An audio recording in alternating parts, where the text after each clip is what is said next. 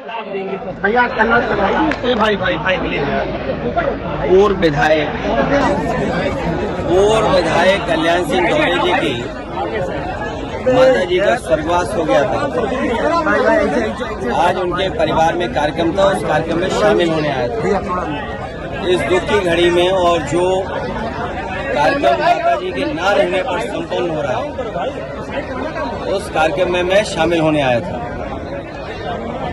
ये कन्नौज क्षेत्र और इनका गांव और आसपास का क्षेत्र हम लोगों के लिए नया नहीं है।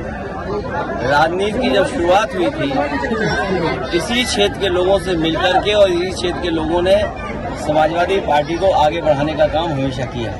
भैया पीडीए फार्मूला पे क्या हरियाणा में चुनाव लड़ेगी सपा? ये कहाँ चुनाव लड़ना है, ये पार्टी तय करेगी और भविष्य में समाजवादी पार्टी राष्ट्रीय पार्टी कैसे बने, उस दिशा में समाजवादी कार्यकर्ता नेता हम लोग लगातार काम करते रहेंगे। भैया कल मुख्यमंत्री ने कहा है लाल टोपी वालों के काले कारनामे अब सामने आ रहे हैं, क्या कहेंगे? देखिए, कभी कभी लोगों को सदमा लगता है। आप सब लोग जानते हो, जब सदमा लग जाता है तो कुछ लोग बोलते हैं, और कभी किसी के चोट लग जाए तो कुछ और बोलते हैं। जो लाल रंग है उसको समझना पड़ेगा। ये लाल रंग क्रांति का है, लाल रंग हमारे इमोशंस का है, ये लाल रंग मेल मिलाप का है।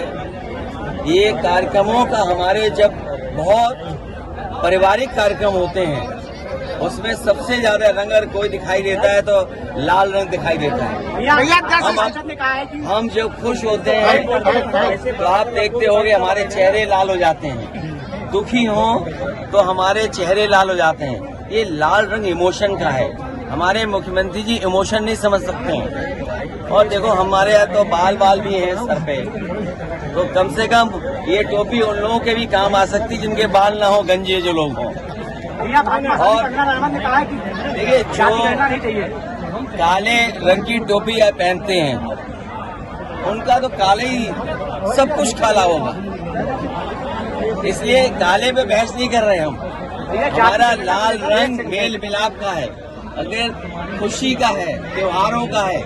हमारी देवियों के जितने कार्यक्रम संपन्न होते हैं, दुर्गा माँ का लाल रंग, हमारे पारिवारिक कार्यक्रम होते हैं, लाल रंग सबसे ज्यादा इस्तेमाल होता है। आखिरकार नाराजगी क्या है?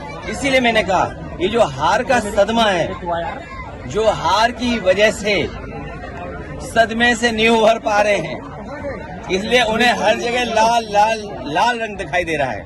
भैया कई स्टेशनों के नाम जो है वो चेंज किए गए हैं, उसमें आपका भी ट्वीट सामने आया है।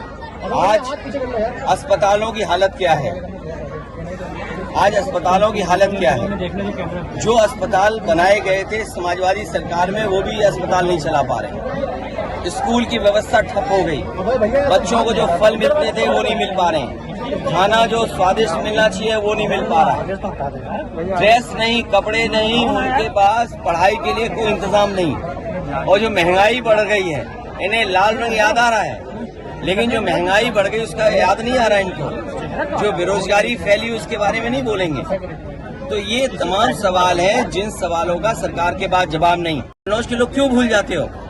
इसी जिले में एक बेटी को बताओ पिता क्या चाहता था। इसी जिले में क्या एक बेटी को नहीं लटका दिया गया, जान नहीं चली गई उसकी?